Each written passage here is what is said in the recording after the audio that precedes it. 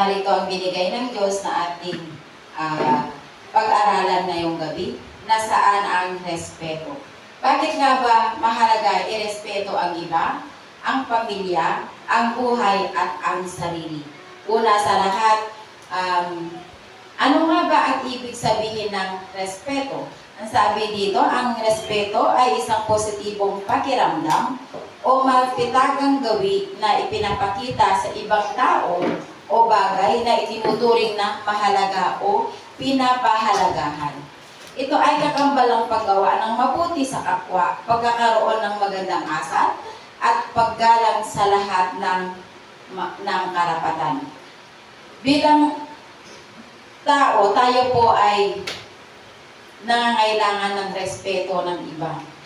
At in return, tayo rin ay need nating irespeto ang ating sarili para sa ganon, irespeto po tayo ng iba. Kapag nirespeto natin ang iba, naiiwasan natin ang tensyon at hindi na lumala ang sitwasyon. Sabi dito sa Kawikaan 15 verse 1, ang mahinahong sagot ay nakakapawi ng galit.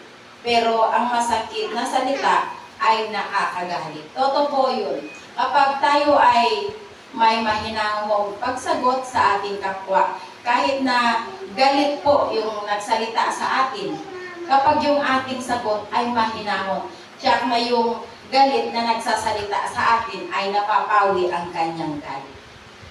At nakakaragdag ng problema ang walang galang na pananalita, pagkilos at madalas na hindi maganda ang resulta. Kapag galit po yung kumausap sa atin at tayo rin ay galit na sumagot, tiyak po yun na mag-aapoy po yung ating galit sa bawat isa at nagdudulot po ito ng isang malaking gulo o away. Amen. Sabi nga nila, huwag mong gawin sa iba ang ayaw mong gawin ng iba sa iyo. So, napakahalaga po ang pagkakaroon ng respeto sa ating sarili. Ang respeto dapat ay magmumula sa ating sarili. Hindi yung hintayin natin muna yung respeto ng iba bago tayo mag-respect sa ating sarili. Hindi po yun.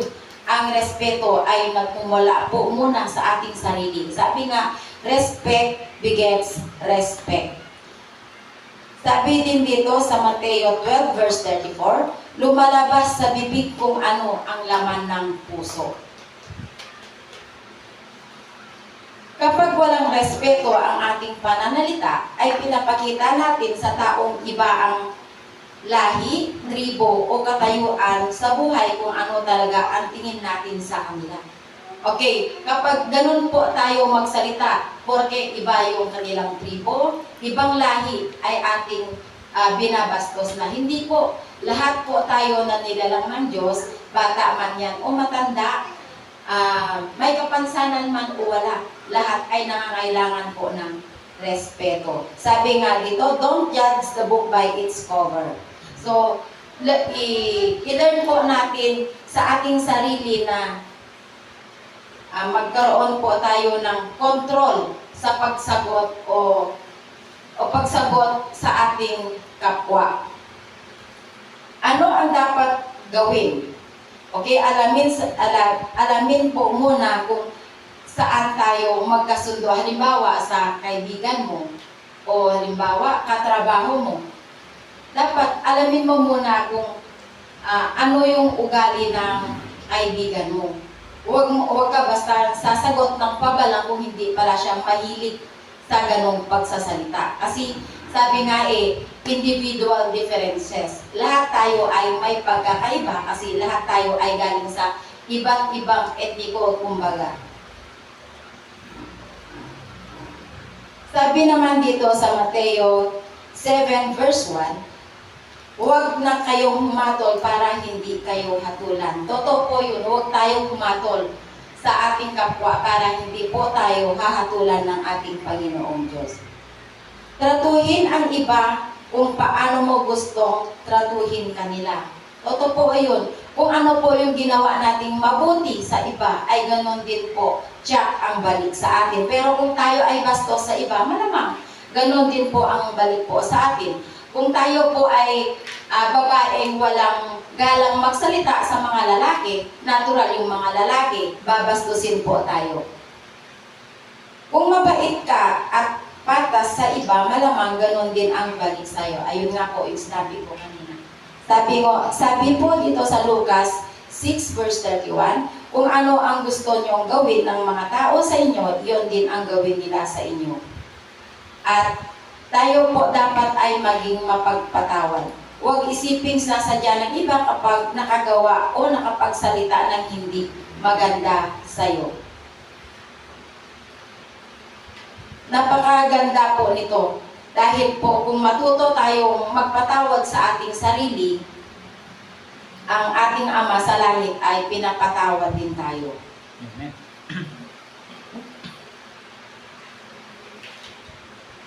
Amen. May isa po akong kwento po dito sa tungkol sa pagrespeto sa iba. Ito po ay narinig ko lamang sa radyo pero nangyari po true to life.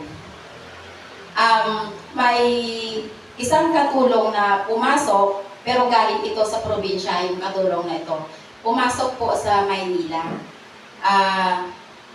Itong katulong na to ay dinala ng kanyang kaibigan. Yung kaibigan niya ay, na pangasawa niya, ay isang seaman.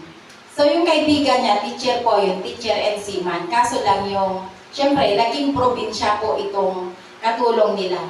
Then, ang magulang ng seaman ay taga Manila. Ang dapat na amo ng kinuha nilang katulong, yung mag-asawa sana. Pero yung naging pumapel bilang amo ay yung nanay ng lalaki, bali-bilan ng kaibigan ng naging katulong nila. Then, ang nangyari po, yung katulong ay ubod po ng bait. Napakabait po niya. Kasi mostly po sa atin na naging probinsya, then tayo ay may takot sa Diyos, masipag, mga ganun po. Then, nung dumating itong katulong sa bahay ng biyenan ng amo niya, yung biyenan ang umastang amo doon sa katulong. Ngayon po, yung unang pagkakamali ng katulong doon, pinahiraman ng biyenan ng babae yung katulong ng payong. Ngayon, nawala yung payong na pinahiram doon sa nagiging katulong. Nagalit po yung biyenan ng babae doon. Nagalit siya. Pinagmumura niya yung katulong. Pero kapag andyan yung nanay ng lalaki, mabait po yung ina, yung umaastang amo, mabait po doon sa harap ng kanyang anak.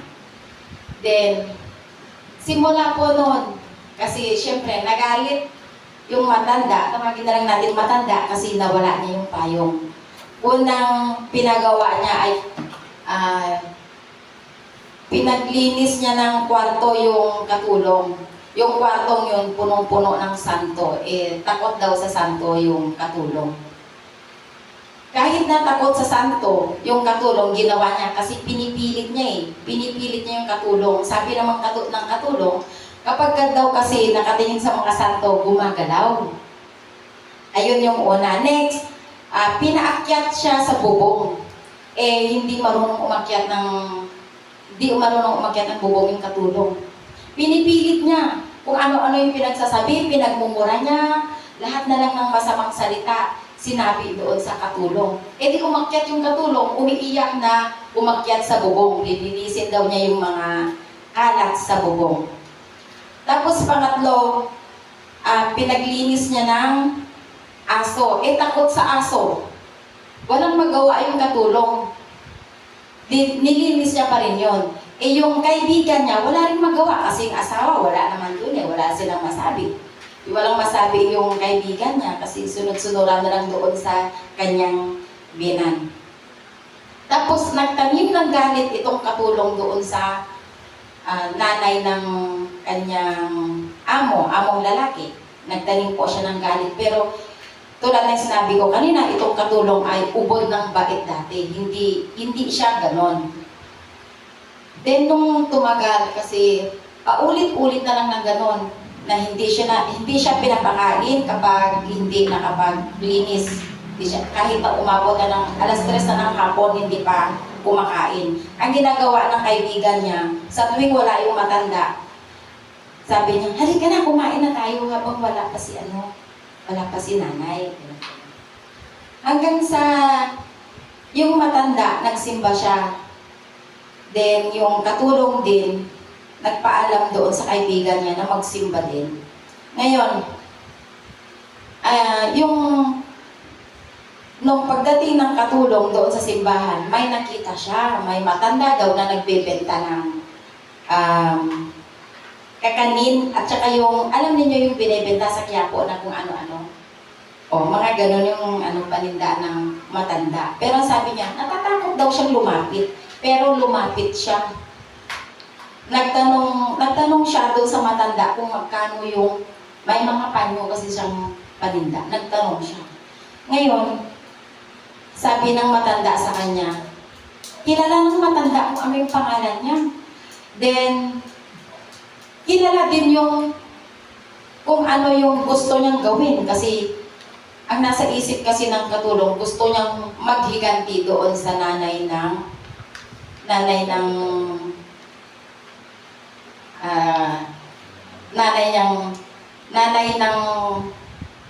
katulong. Ano ba yun? Doon sa kanyang amo. Gusto niyang maghiganti. Tapos, nagtaka doon yung katulong, bakit alam daw yung laman ng kanyang isip, mga ganun. Sabi naman ng matanda, basta kunin mo na yan. Tapos ganito, pakuluan mo, tingnan mo. Alam pala ng demonyo rin ang ating iniisip. Alam niya kung ano yung ating pag-uugali. Tama pala yung sabi na nakamasid lang ang demonyo sa atin. Ngayon, yung sinabi ng matanda sa ganyan, ginawa niya. Pag uwi niya, pinakuluan daw niya yung panyo, kaya pinainom sa matanda.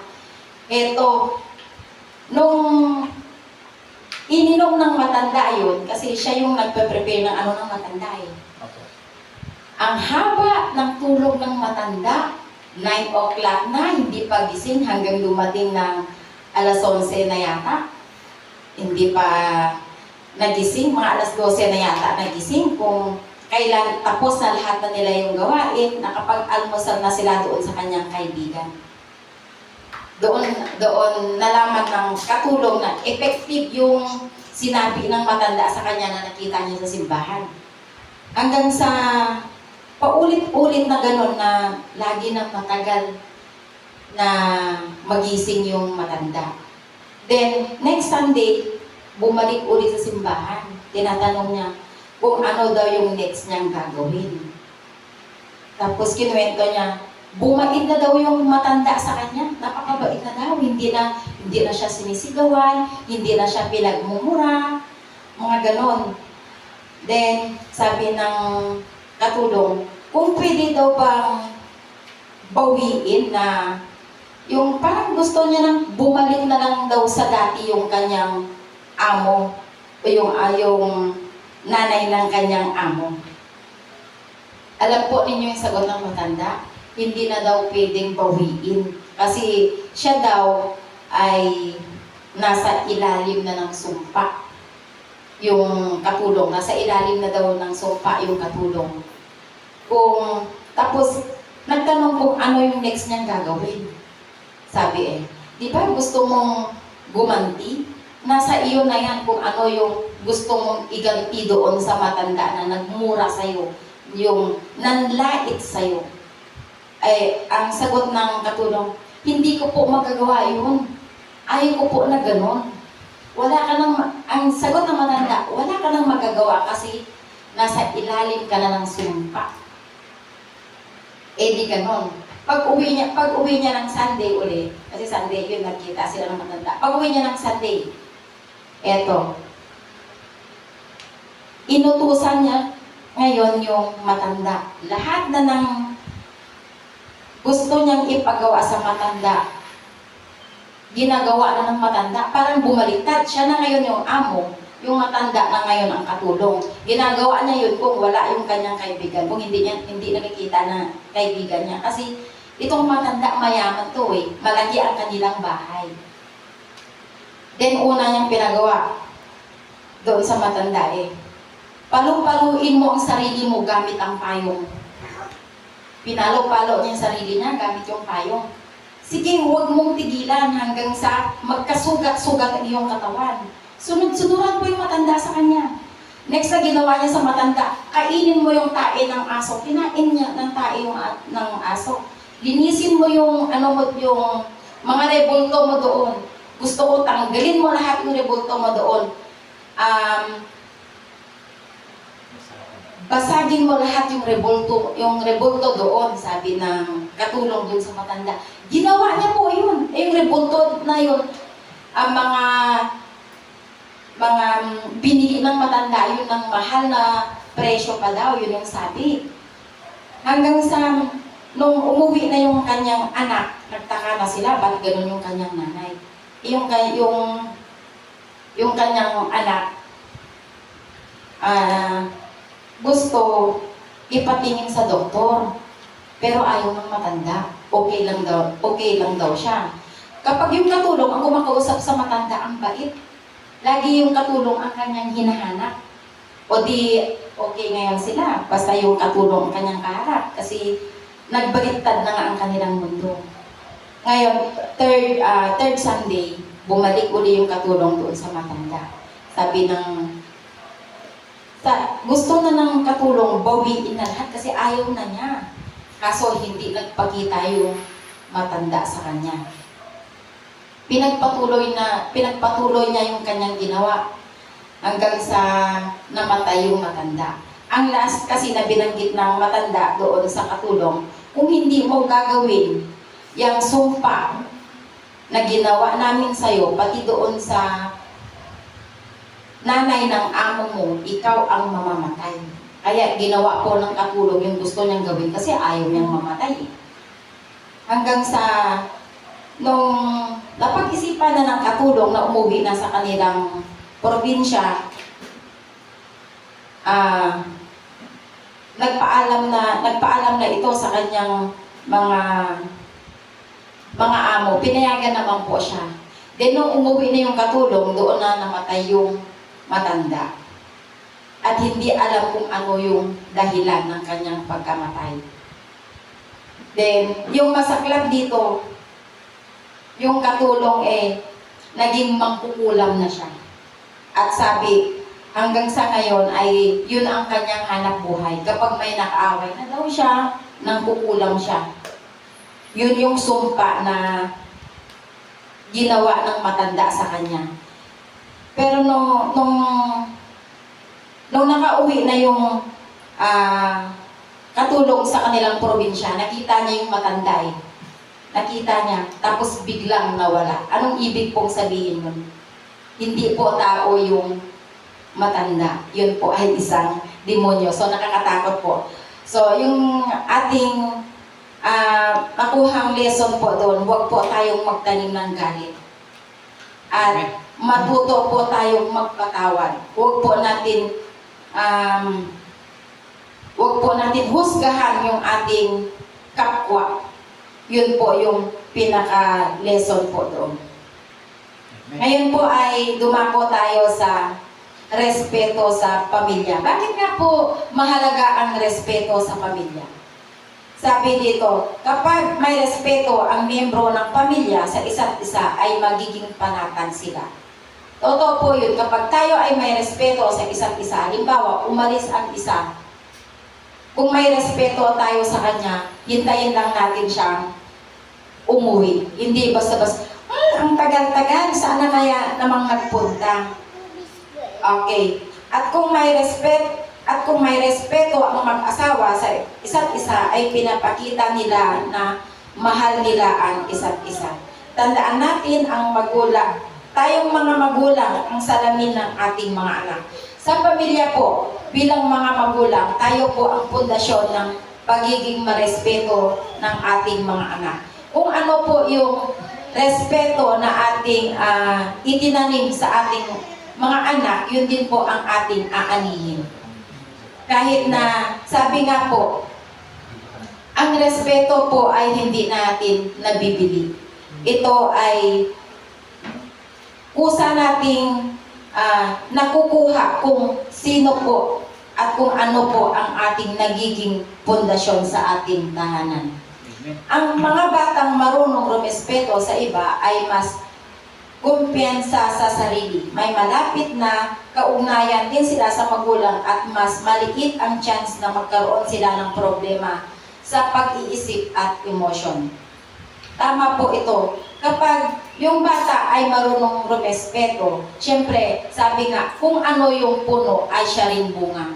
Kung ang magulang ay nagtanim o nagbigay ng time sa kanilang mga anak para disiplinahin o respetuhin, yun po yung ating maaani sa ating mga anak.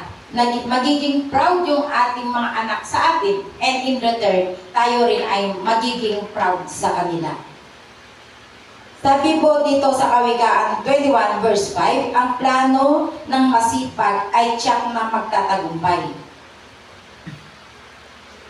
Kapag tayo po ay nagplano at sabayan po natin ng kasipagan ito, tiyak po na tayo ay magtatagumpay. Gumawa ng plano kasama ang pamilya. Pag-usapan bilang pamilya kung ano ang pwedeng gawin para maipakita ang respeto. Ito po sa mag-asawa. Bilang mag-asawa ay ipinapakita po natin ang ating respeto sa pamamagitan ng paggawa ng isang desisyon na kasama po natin ang ating asawa. Lagi natin isipin na obligado kang magpakita ng respeto sa asawa mo at sa anak mo, kahit na sa tingin mo na hindi sila karapat-dapat sa respetong ito. Tama po yun. Kung mataas po ang ating tingin sa ating sarili, matuto po tayo ibaba ang ating pagka-pride. Sabi dito sa Roma 12 verse 10, mauna kayo sa pagpapakita ng paggalang sa iba. Yun nga po, respect begets respect, yung sabi ko po kanina, unahin po nating disiplinahin ang ating sarili bago po tayo irespeto ng iba. Magpakita ng respeto kahit na hindi sang-ayon ang iyong pamilya. Okay, iwasan na sabihin ang lagi ka na lang ganyan. Okay, sa paggawa ng isang desisyon, hindi yung sabihin mo sa iyong asawa, lagi ka naman ganyan, tama ka naman lagi. Ikaw na lang lagi ang nasusunod. Okay po, iwasan po natin yun para hindi po tayo mag-aaway at higit sa lahat, yung pag-aaway natin ay wag po, kapag tayo ay nag-aaway, wag po ipakita sa ating mga anak. Next naman, lagi naman ikaw, okay, tulad ng sabi ko, wag po sabihin na lagi siya ang tama. Nakakasakit sa damdamin ng pamilya mo at ng maliliit, at ang maliit ng problema ay lalaki. Okay, masakit po sa damdamin ng ating pamilya kapag yung ating problema ay lalaki dahil hindi na-solve yung problema galing sa maliit lamang. Next po ay yung respeto sa sarili. Kapag may respeto tayo sa ating sarili, ay tiyak na bibigyan ka rin ng ibang tao nito. Mas re-respeto ka ng iyong partner kung marunong ka rin mag-decide para sa iyong sarili. Ano man ang iyong decision, kailangan mong panindigan at kailangan mo rin itong balansehin ang lahat.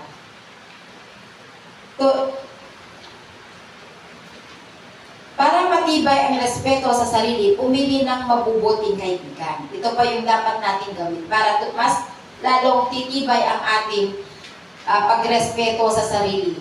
Mabubuting kaibigan.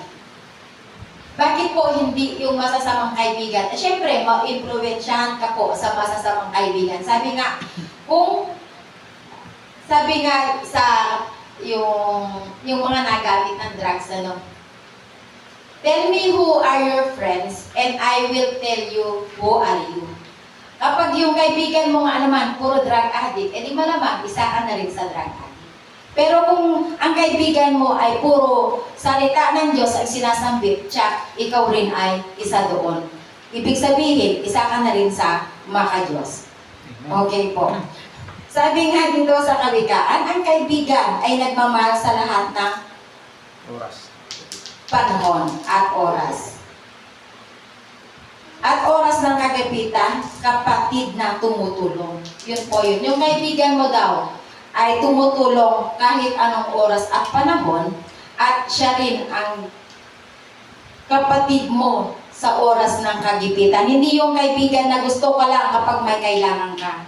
Hindi yung kaibigan na ayaw na sa'yo kung wala nang makuha sa'yo. Marami pong kaibigan na ganyan. Gusto ka lang kasi marami kang pera. Gusto ka lang kasi may mauhut-hut pa sa'yo. Pero kung wala na, goodbye. Okay. Ngayon po, tumulong tayo ng may kasamang kagalakan na galing sa ating puso. Bilang isang kaibigan, tumulong po tayo na may kagalakan sa ating puso. Hindi yung tumulong tayo na iba pala, hindi, ayaw natin. Tumulong tayo para masabi lang na tulungan mo siya, pero hindi bukal sa iyong kalooban. Yun po ay ayaw po ng Panginoong Diyos po na gano'n tayo tumulong. Kapag tumulong po tayo, dapat bukal sa ating kalooban. Kung pagdating sa pera, kahit piso lang ang ating tinulong sa kapwa, basta galing ito sa puso. Sabi nga, puso mula sa puso ay malaking tulong na yan. Sabi dito sa Gawa 20 verse 35, sa lahat ng pagkakataon, ipinapakita ko sa inyo na sa pamamagitan ng ganitong pagtatrabaho ay dapat ninyong tulungan ang mahihina. Alalahanin natin ang mga salita ng Panginoong Hesus, higit na pinagpala ang nagbibigay kaysa tumatanggap. Tama po yun, higit na pinagpala ang nagbibigay kaysa tumatanggap. Bakit po? Kasi kapag ikaw ay tumulong sa kapwa at bukal sa iyong kalooban, ang sarap dibang magbigay na bukal sa kalooban. Okay, dumako na tayo dito sa respeto sa buhay. Ito na po yung last. Sabi dito sa 2 Corinto 7 verse 1, mga minamahal, yamang ipinangako sa atin ang mga bagay na ito. Alisin natin sa ating sarili ang lahat ng nakakapagparumi sa ating katawan at sa ating espiritu. Sikapin nating mamuhay ng may ganap na kabanalan at paggalang sa Diyos. Okay, sikapin daw nating mamuhay ng kabanalan. Ano ba itong kabanalan na to? Tayo po ay dapat mamuhay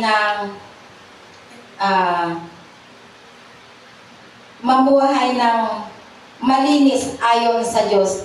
Yung sinasabi na living like Jesus. Lahat ng kagustuhan ng Diyos ay yun dapat ang ating sundin habang tayo ay nabubuhay. Hindi po kailangan ng Diyos ang pera. Kahit nagbigay ka ng 10,000, hindi kailangan ng Diyos yan.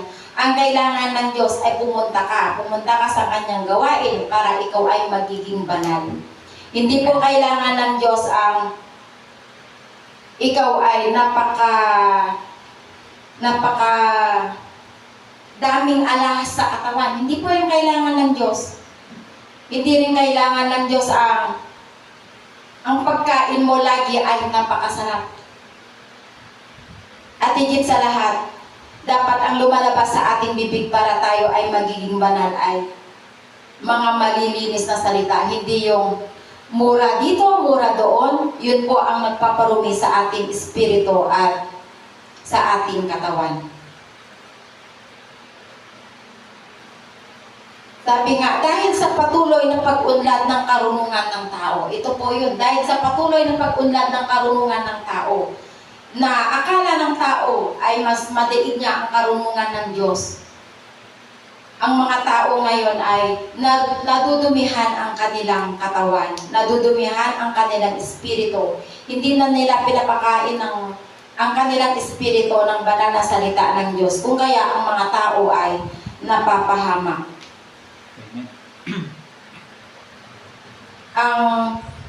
Ang sinasabi po ng Diyos dito na mabuhay tayo ng kabanalan ay yung tungkulin nating sundin ang kalooban ng Diyos at manindigan tayo para sa Kanya. Magbahagi tayo ng salita ng Diyos at huwag natin po ito ikahiya.